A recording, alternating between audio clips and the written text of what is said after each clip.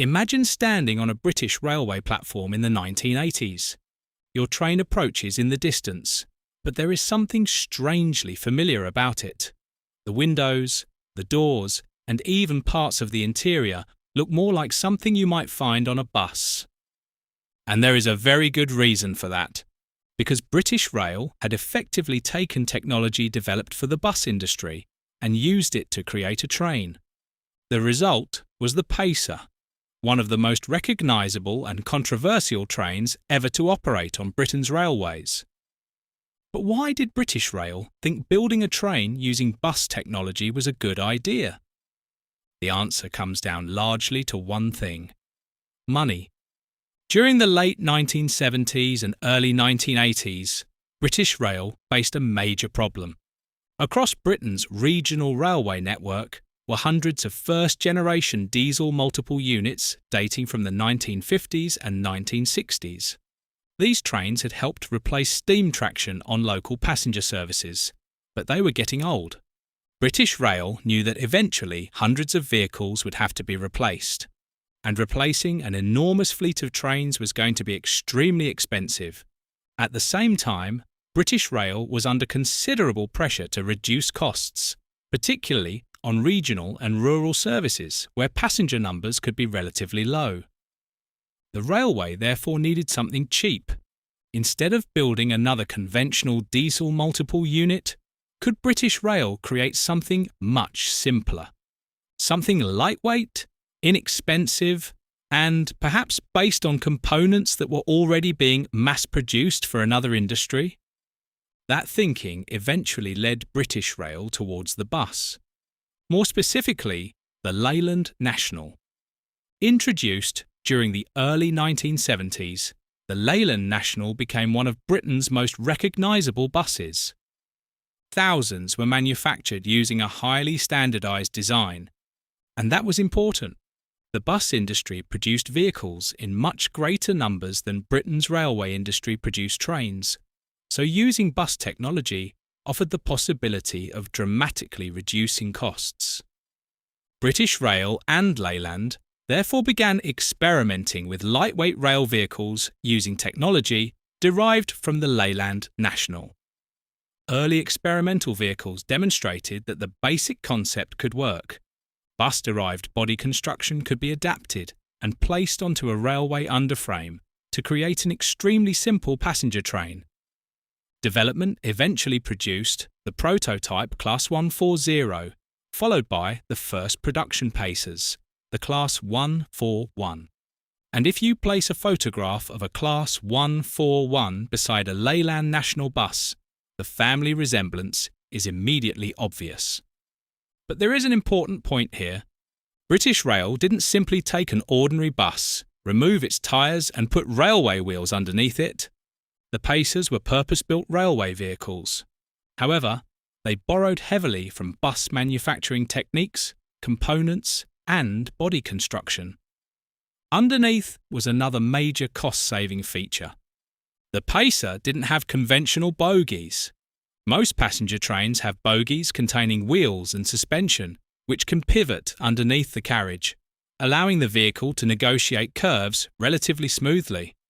Pacers were different. Each vehicle essentially had two fixed axles. From a financial point of view, this was wonderfully simple. Fewer complicated components, lower manufacturing costs, and potentially cheaper maintenance. But there was a problem. Railway tracks aren't straight. Because the axles couldn't pivot like conventional bogies, the relatively long Pacer wheelbase could produce some interesting behaviour when travelling around curves and over uneven track. Passengers certainly noticed. There was the characteristic wheel squeal on tighter curves.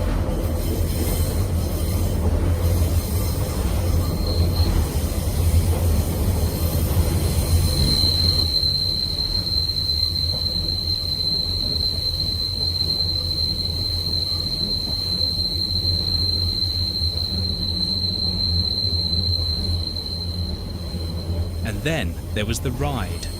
Pacers developed a reputation for bouncing, nodding, and generally moving around considerably more than a conventional bogie-equipped train.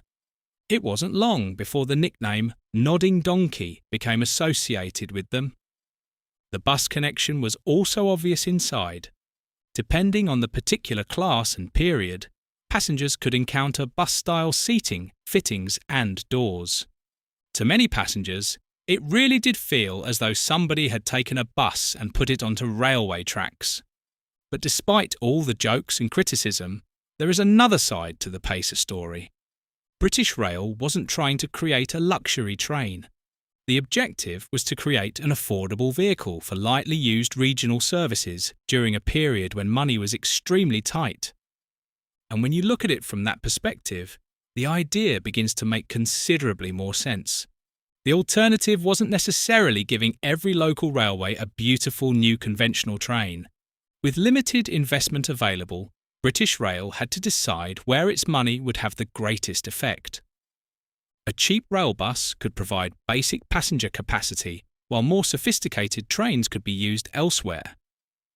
And British Rail was developing better regional trains at the same time. The Sprinter family, including the enormously successful Class 150, offered a much more conventional railway experience. But the Pacer occupied the cheaper end of the replacement programme. The original Class 141 was followed by the Class 142, along with the Classes 143 and 144.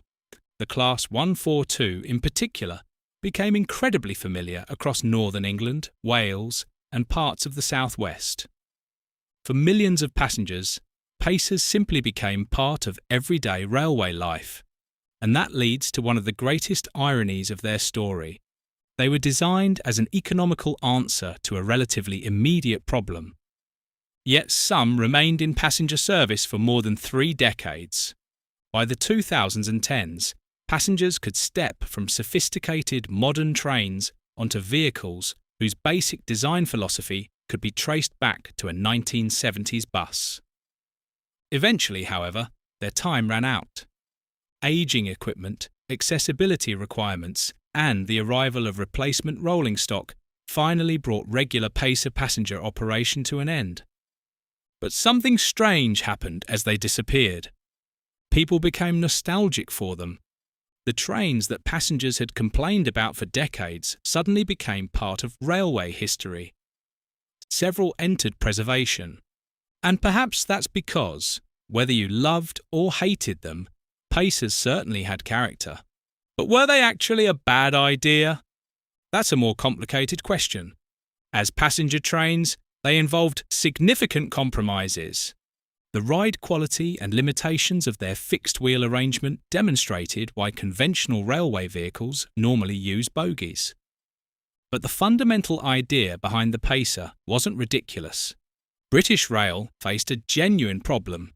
It needed to replace hundreds of ageing trains, it had limited money, and it needed an economical way of maintaining regional passenger services. So its engineers looked outside traditional railway design.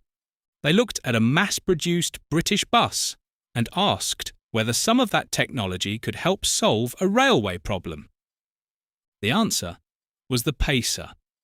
Perhaps the biggest problem wasn't that British Rail built them. It was that what had been conceived as an economy solution remained a major part of Britain's railway for so long. A Pacer bouncing along a rural railway in 1985 represented an innovative attempt to solve a difficult financial problem. The same train still bouncing around Britain's railway network more than 30 years later represented something rather different. And perhaps that's the perfect way to remember them. Born from necessity, built around compromise, ridiculed by generations of passengers, and yet somehow surviving far longer than almost anybody originally expected. British Rail really did use bus technology to help create a train. And whether you consider the Pacer brilliant, terrible, or perhaps a little bit of both, it became one of the most unforgettable chapters in British railway history. So what do you think? Were the Pacers a clever piece of cost-saving engineering that helped keep Britain's regional railways running? Or should bus technology never have been allowed anywhere near a railway? Let me know your thoughts and your memories of travelling aboard Pacers in the comments below. And if you've enjoyed the video, please like, share, and subscribe to the channel for more fascinating stories from Britain's railways. Thank you very much for watching, and I'll see you again in the next video.